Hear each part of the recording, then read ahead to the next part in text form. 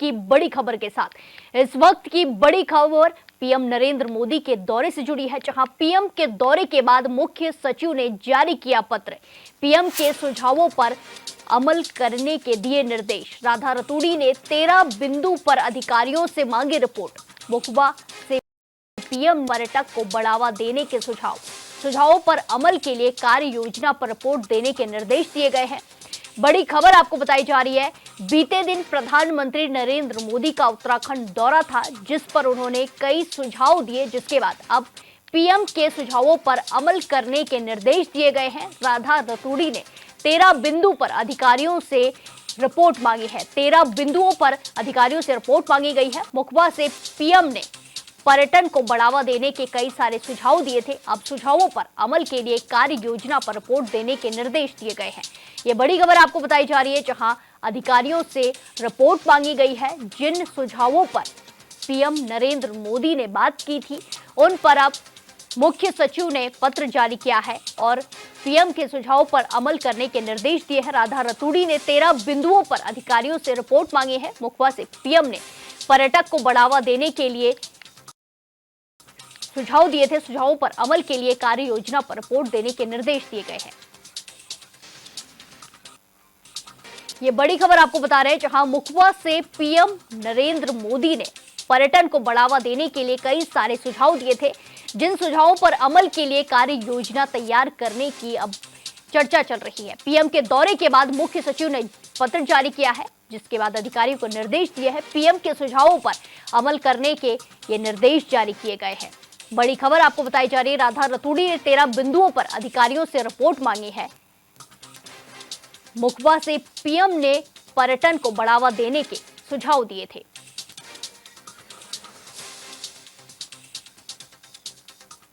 इस खबर पर ज्यादा जानकारी के साथ सीधे जुड़ेंगे हमारे संवाददाता योगेश आर्य से। योगेश, जिस तरह की खबरें सामने आई हैं, अब सचिव ने 13 बिंदुओं पर, जिन पर पीएम नरेंद्र मोदी ने बात कही थी, सुझाव दिए थे, उन पर रिपोर्ट मांगी है।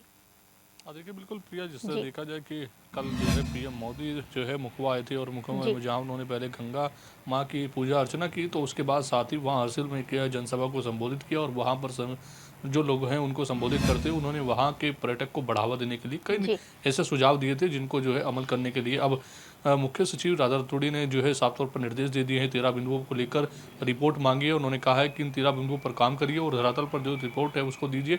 देखिए, जो वेडिंग डेस्टिनेशन की बात हो, चाहे फिल्म शूटिंग की बात हो, तमाम चीज़ों को लेकर उन्होंने कहा था। घाम ताप हो, कई ऐसी सुझाव दिए थे, चाहे योग को लेकर हो, चाहे वहाँ पर उन्होंने कहा कि जो इन्फ्लुएंसर हैं, जो वीडियो क्रिएटिंग करते हैं, उनको कहा कि उनकी जो है एक प्रतिस्पर्धा यहाँ होनी चाहिए, वो उनको यहाँ पर बुलाना चाहिए ताकि वो छोटी छोटी फिल्म उत्तराखंड के ऊपर बनाए, जिससे उत्तराखंड के शीतकाल को बढ़ावा मिलेगा। तो निश्चित तौर पर इस तरह के कहीं उन्होंने सुझाव दिए थे, जिसको लेकर अब सीएस जो राधा रतूड़ी है, उन्होंने साफ तौर पर निर्देश दे दिए हैं। उसको लेकर के रिपोर्ट मांगी है। उन्होंने इन 13 बिंदुओं पर कहा है कि जो अधिकारी हैं वो जिला अधिकारी हों, अपर सचिव हों, तभी को कहा गया है कि एक पैनल बनाकर वहाँ पे इन 13 बिंदुओं पर रिपोर्ट दीजिए कि किस तरीके से काम होना है। क्योंकि देखिए, जिस तरह से उन्होंने आसपास के क्षेत्र को बढ़ावा देने के लिए, पर्यटक स्थल बनाने के लिए 12 महीने कैसे उत्तराखंड में पर्यटक आए, उसको लेकर के तमाम सुझाव दिए थे।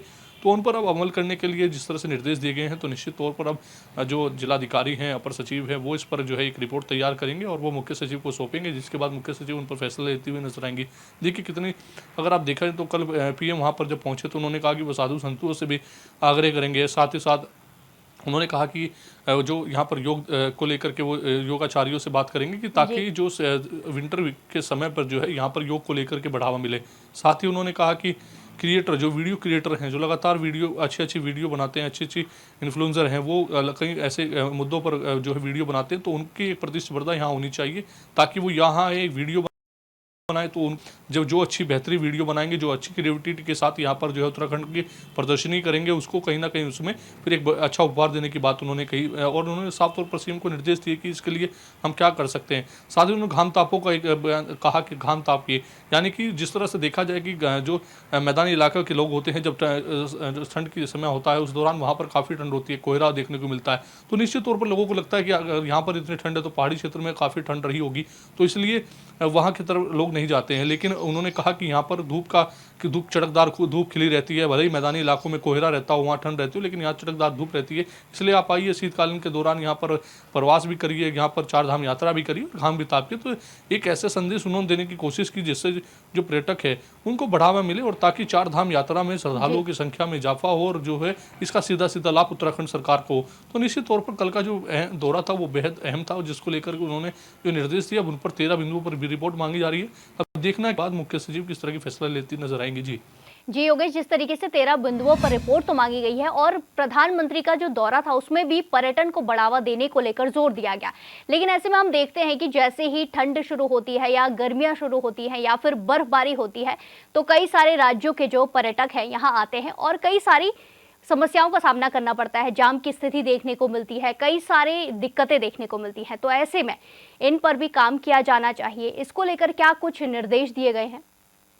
देखिए बिल्कुल प्रिया, जिस तरह देखा जाए कि इस बार जिस तरह से पर्यटकों की संख्या में इजाफा हुआ, हालांकि जिस तरह से हिमाचल की अगर बात करें तो हिमाचल के तौर पर वहाँ लोग काफ़ी जाते हैं, लेकिन वहाँ के जाम को देखते हुए ज़्यादातर लोग उत्तराखंड का रुख करते हैं। इस बार उत्तराखंड में अधिकांश पर्यटक देखने को मिले, नए साल पर भी काफ़ी उत्साह देखने को मिला, और जिस तरह से बर्फबारी हुई, बर्फबारी के दौरान भी पर्यटकों का काफ़ी जमावड़ा जो है उत्तराखंड की ओर बढ़ा, और उसके साथ ही पर्यटक की संख्या को देखते हुए जो तमाम प्लानिंग थी, चाहे वो ट्रैफिक से जुड़ी व्यवस्था की बात हो, चाहे होटल की होटल, तमाम चीज़ों पर जो है कहीं ना कहीं पहले से रणनीति बनाई हुई थी। इसलिए इस बार कहीं ऐसे इलाकों से इस तरह की तस्वीरें नहीं देखने को मिली जिस तरह से अव्यवस्थाओं की तस्वीरें हम पिछली बार देखने को मिली थी। इस बार जो है तमाम व्यवस्थाएं ठीक मिली, ट्रैफिक व्यवस्था को लेकर एक जिस तरह प्लानिंग किया गया था वो कहीं कर कारगर साबित हुआ। तो निश्चित तौर पर उसको और बढ़ाने के लिए और बेहतर करने के लिए, क्योंकि जिस समय जो एलिवेटेड जो रोड बनाई जा रही है, जिस समय वो ओपनिंग हो जाएगी, उसके बाद दिल्ली का सफ़र जो है बेहद कम घंटों में हो जाएगा, तो उसके बाद और जो है पर्यटकों का आना जाना जो है वो शुरू हो जाएगा, क्योंकि कम समय लगेगा, तो निश्चित तौर पर पर्यटकों की संख्या में इजाफा होगा। तो इसको लेकर के तमाम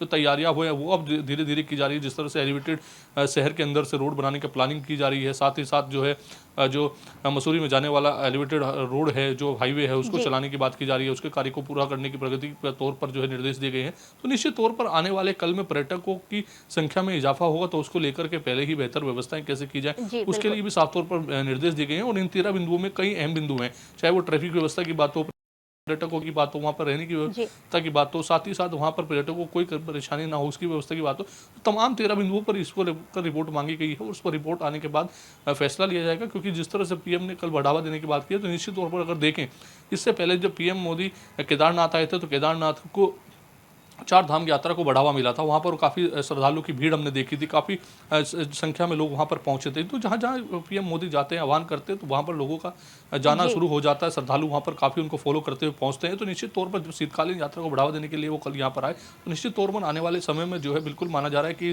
श्रद्धालुओं की संख्या में इजाफा होगा। काफ़ी संख्या में श्रद्धालु जो है शीतकालीन चार धाम यात्रा पर जो है तस्वीर लेते नजर आएंगे और यहाँ पर आएंगे। तो इसलिए उसकी व्यवस्था को लेकर के अभी से प्लानिंग शुरू कर दी है, ताकि आने वाले ग्रीष्मकालीन की जो चार धाम यात्रा है, जिसको उसके लेकर के तमाम जो है तैयारियां की जा रही हैं, उनको बेहतर करने के बाद जो है अब इस पर भी अभी से तैयारियां शुरू कर दी जाएंगी, ताकि आने वाले कल में अगर शीतकालीन यात्रा शुरू हो तो उसके दौरान कोई समस्या पैदा ना हो। जी योगेश, जिस तरीके से आपने कहा पर्यटन को बढ़ावा देने के साथ साथ जमीनी स्थल पर भी काम करना जरूरी है। धन्यवाद हमारे साथ जानकारी साझा करने